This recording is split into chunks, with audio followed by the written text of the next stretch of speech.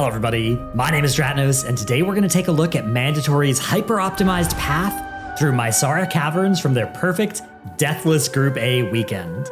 All talents and builds used by the players can be found via Raider.io in the description below.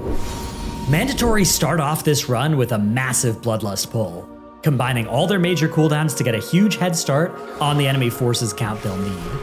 It's not just offensive cooldowns that are used either. In the first few seconds of this pull, every single player presses at least one personal defensive cooldown to ensure their survival and give Ryson the ability to cast some Starfires instead of healing spells. This allows him to contribute substantial damage to the pull, while still doing some healing through the talent Dream of Cenarius, which is part of this newly popular Resto Druid build. After finishing up this pull and collecting more than 25% of the enemy forces they need, Mandatory wastes no time freeing the prisoners as efficiently as possible, with Ryson backtracking to the entrance and then using the Wernstone that Gingy gave him to rejoin the group. The rest of the group in the meantime has been busy starting the next pull. While Mirez gathered everything, Kush on the Devourer Demon Hunter benefited from not having to spend long outside of combat, while Maisara on the Affliction Warlock was able to start dotting everything up. This composition is one of many that Mandatory used this weekend, as thanks to the MDI's spec variety rule, teams need to adapt their specs from run to run. The Affliction Warlock in particular is a spec they really optimized to shine in this dungeon, while the Augmentation Evoker's unique utility suite, like that Wernstone we saw before, and we'll see again, made it a high priority pick that they had to carefully ration in each series that they played. After another big pull, Mandatory find themselves with over 50% enemy forces before pulling the first boss, but they want to take some more with them into the fight. Mirez rolls out to tag some extra enemies, while also using Ring of Peace to keep the last few mobs from the last pull grouped up in the AoE, while Ryson goes on a journey to tag some more bears. Then Mandatory engage the boss and cleave everything down while making sure to keep the Shadowbinders interrupted. Their comp doesn't have a Death Knight for a grip, so it takes a while for the Headhunter to get under the boss, but luckily they're able to remove the hooked snare it applies to Maisara through a heads-up use of Soulburn, making his demonic circle cleanse the root. When all is said and done, Mandatory have 58.8% count and the first boss dead at the 507 mark, and head through the gate to the rest of the dungeon.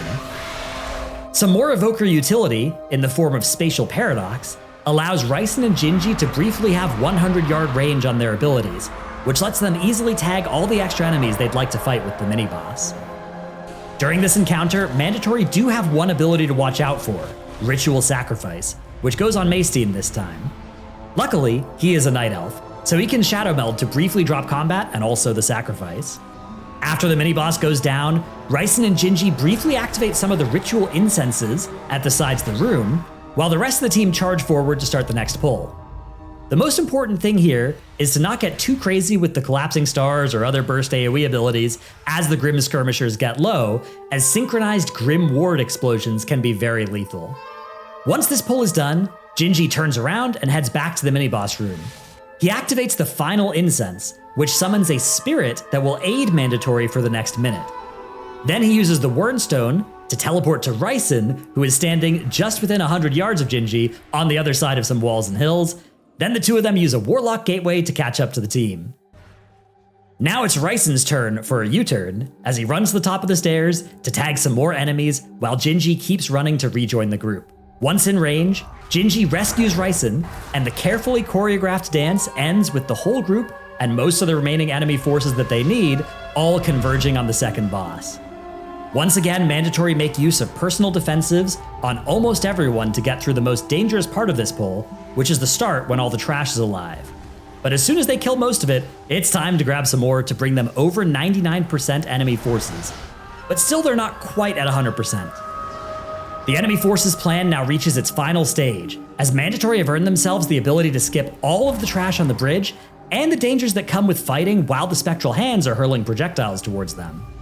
So Mirez grabs a bunch of enemies before taking a Wernstone and hitting a Shadow Meld to rejoin the rest of the group who ran through safely. Unlike most of my Maisara Caverns runs, Mandatory do actually have a plan for the last 1% of the enemy forces bar. It's Zybion the Drummer at the top of the stairs, but his time isn't up quite yet, as they first run past with some defensives and pull the boss. Xybion's Ritual Drums AoE has a relatively short range of 70 yards, so the back section of the boss room is actually safe from them. Mandatory make use of this to fight the boss until it's almost time for the intermission, at which point they drag the boss back towards the entrance and use some more defensives to survive the drummer's damage before being sent to the spirit realm. Once they return, the damage amp that they stacked up during the run back allows them to make short work of both the boss and the drummer, ending the run at 12 minutes and 24 seconds as one of the 9 deathless dungeon runs they put on the board during this tournament. Make sure to tune in next weekend to watch Group B and see which teams will join Mandatory and Send Spellbook in the Season 1 finals to fight for a chance to play at BlizzCon. Thanks for watching, and we'll see you in Azeroth.